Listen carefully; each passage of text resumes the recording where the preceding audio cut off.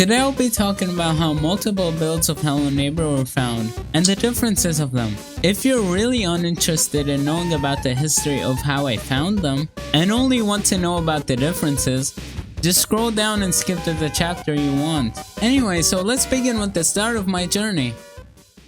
On October of 2021, I discovered something that I don't think anybody has ever mentioned before. I was watching a few Hello Neighbor videos, and just for the fun of it, I decided to watch Candy Cane's Hello Neighbor videos. Then I started to notice that Candy Cane was actually playing on a different build. It was pretty interesting to me, and the first thing I noticed was the hat looking really weird. It was matching up with the Beta 3 hat instead of the one we're familiar with, making me feel like this was an older build.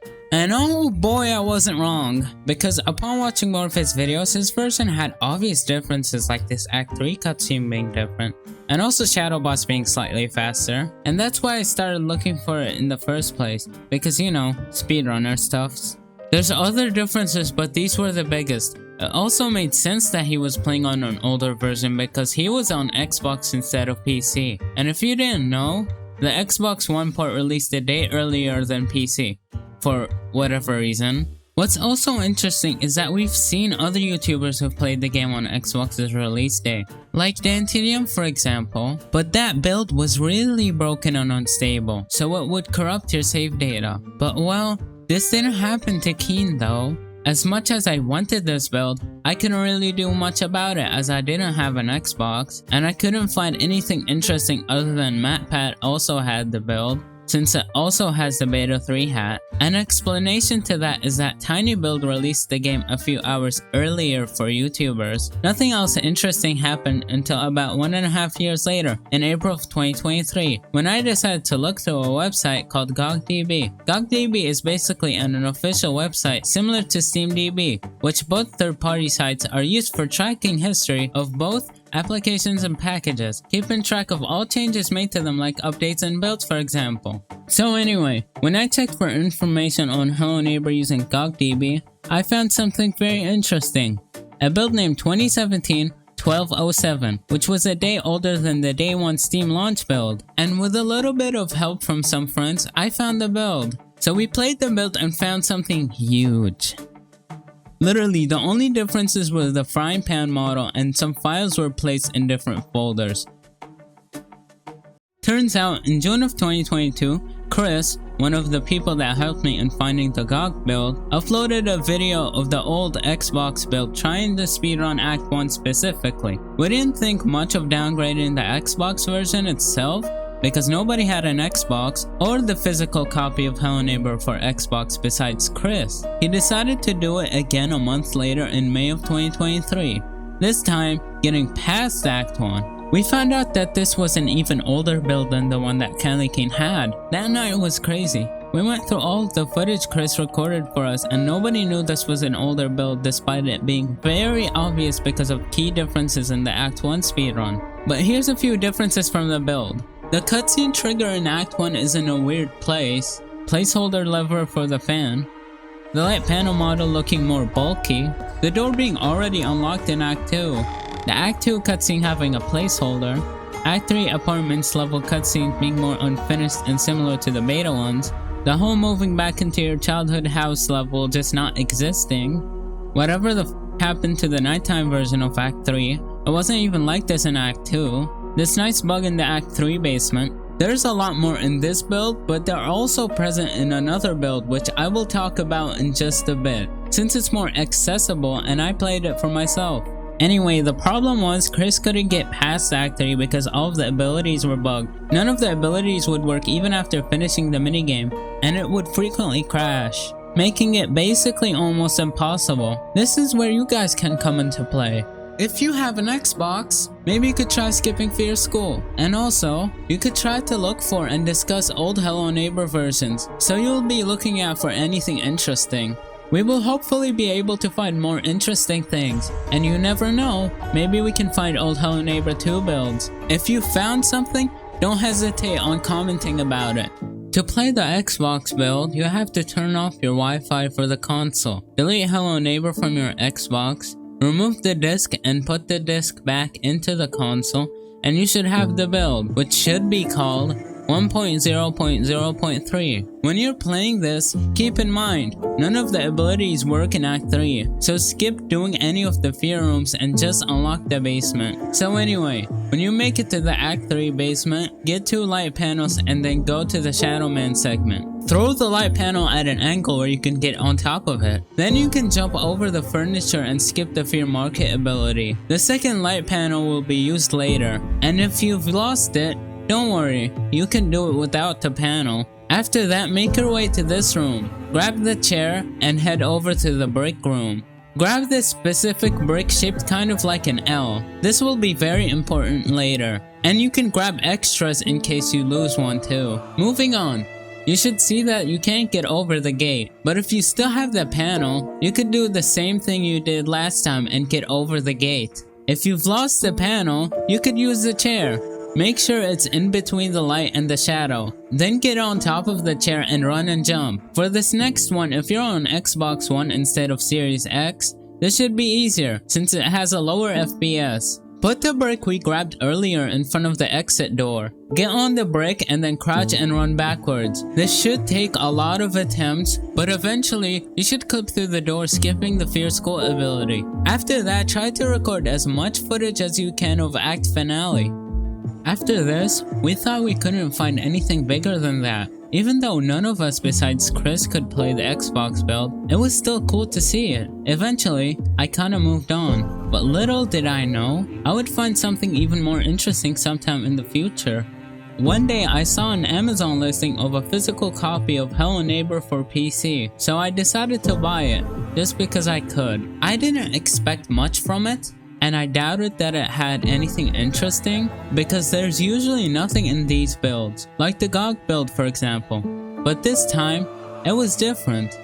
Lo and behold, I discovered a new version. At first, I couldn't download it because Steam would automatically update it.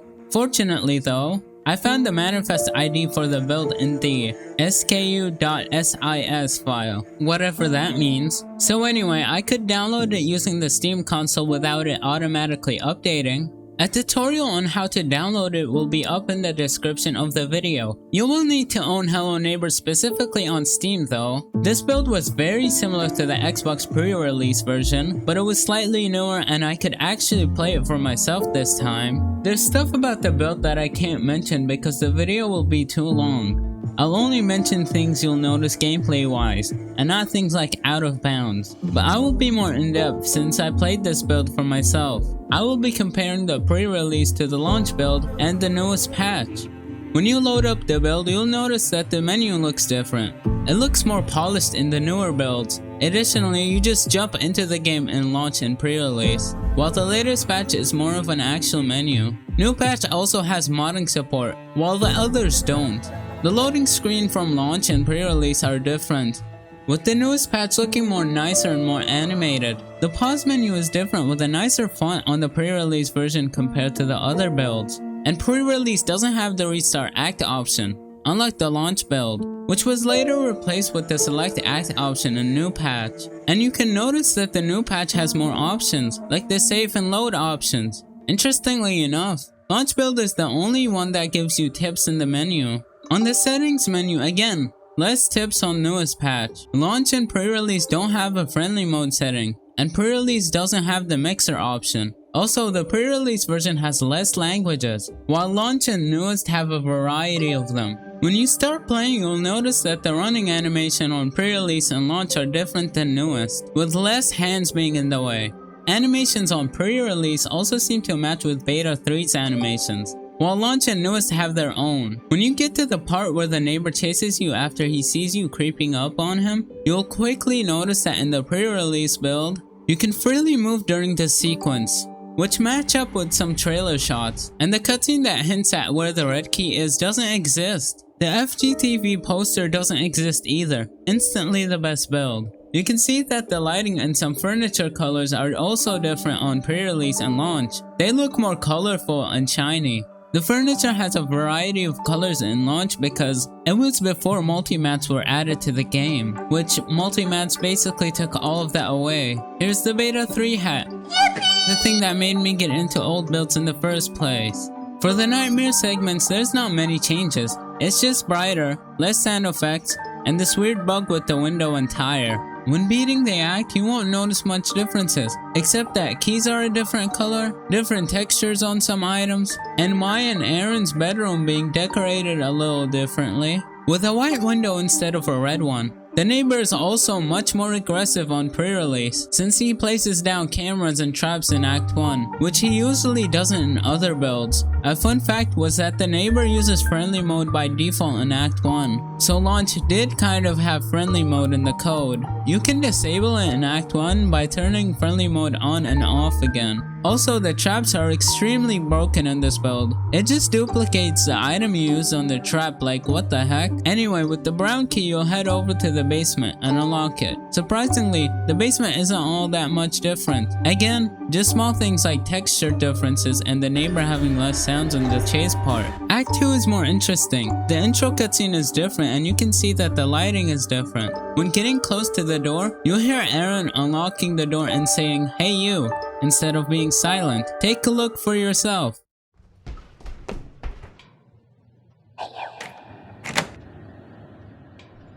Weird thing is that you can see the outside map from the fences. Anyway, when you get to the surface, you'll notice that there's less items outside the house. Usually there would be stuff here, but there's nothing. Not even Aaron's shoe is here. The switches for the valve are a different color, being light gray instead of orange. The pipes for the valve were also gray, probably was changed to be more noticeable.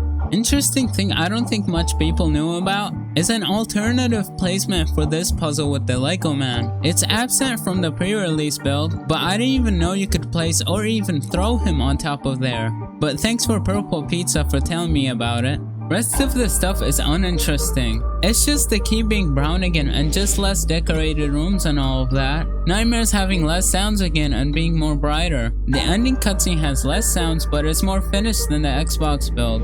It would have been funny to see that placeholder cutscene again. Moving on to Act 3, for some reason, you'll hear a sound before waking up in the apartments level, and the neighbor is sitting in a different place. The cutscenes are unfinished. Nikki has no expression in them, it's just kinda awkward. For the moving in cutscene, oh boy, you need to see this.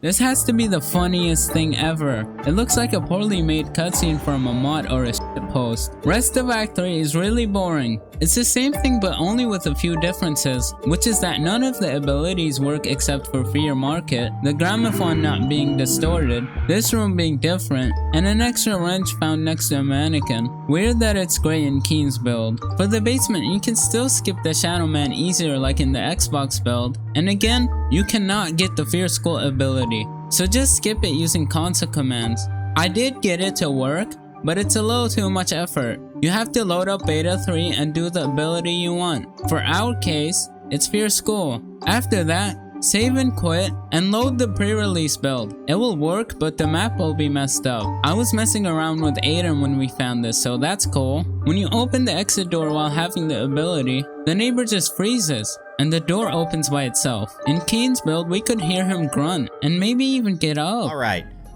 what? No, none of that, dude. No, you can't do that.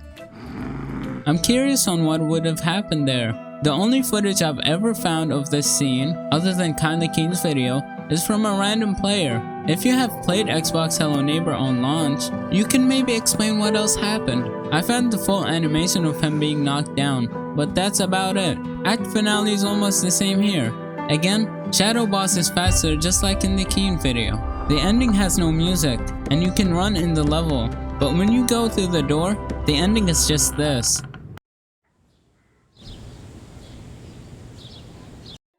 That's it for the build. I've uncovered everything known about this build as of now. If you could find more differences, don't hesitate to comment about it and show it. I hope you guys are able to find more builds like this. It's very interesting. I recommend starting with the origin build if anybody has that, since it could be different. But thank you for watching this video, and bye bye!